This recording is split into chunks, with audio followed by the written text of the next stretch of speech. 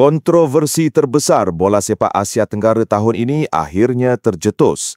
FAM kini menjadi tumpuan selepas FIFA menjatuhkan hukuman keras berkaitan isu dokumentasi pemain.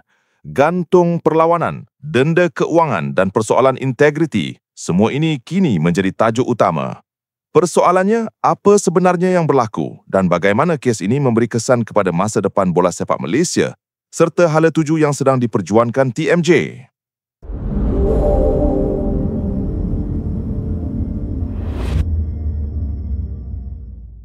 Selamat datang ke saluran Northern Football Insight. Dalam video ini, kita akan meneliti secara mendalam isu di antara FAM, TMJ dan FIFA. Kita akan bentangkan kronologi, pihak yang terlibat serta masalah utama yang dihadapi bola sepak Malaysia. Lebih penting, kita akan bincangkan penyelesaian dan kesan kepada pembangunan akar umbi. Jadi, pastikan anda tonton hingga akhir. Segalanya bermula selepas perlawanan kelayakan Piala Asia 2025. Malaysia menewaskan Vietnam 4-0 di Bukit Jalil. Namun, kemenangan itu tidak kekal bersih. FIFA mendapati dokumen beberapa pemain warisan Malaysia tidak lengkap, malah ada yang dikatakan dimanipulasi. Lalu, FIFA membuka siasatan rasmi. Masalah utamanya jelas, kelemahan verifikasi dokumen di pihak FAM yang akhirnya menimbulkan keraguan terhadap integriti pentadbiran bola sepak negara. Lebih membimbangkan, fokus pembangunan akar umbi kini terganggu akibat krisis pengurusan ini. 7 pemain warisan Malaysia terkesan secara langsung: Gabriel Arocha, Facundo Garces, Rodrigo Holgado, Emmanuel Machuca, Joao Figueiredo, John Irazabal dan Hector Hevel. Kesemua digantung 12 bulan serta didenda 2,000 franc Switzerland setiap seorang. FAM pula dikenakan denda lebih 350,000 franc Switzerland, total keseluruhan 1.89 juta ringgit.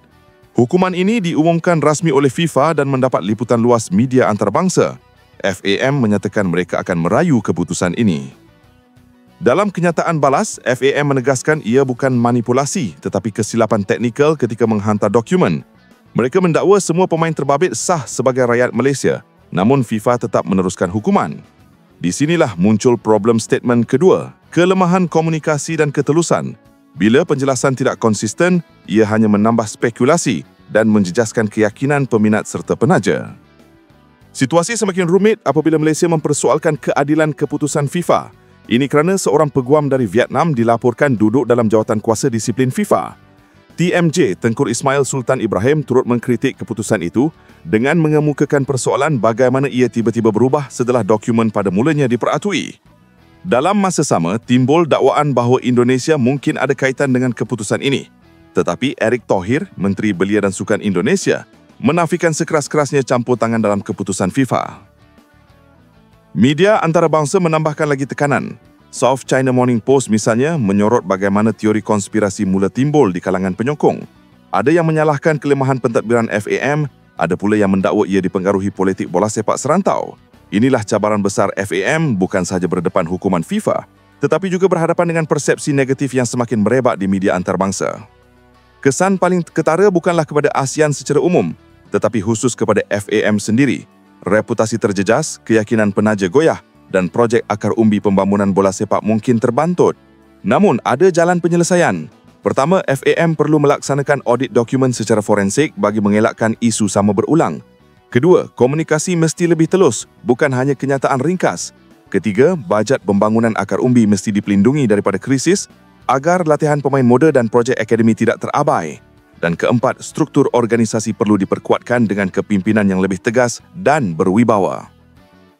Kesimpulannya, problem statement adalah jelas. Kelemahan pengurusan dokumen dan komunikasi telah menjejaskan kredibiliti FAM. Tetapi solusi juga wujud.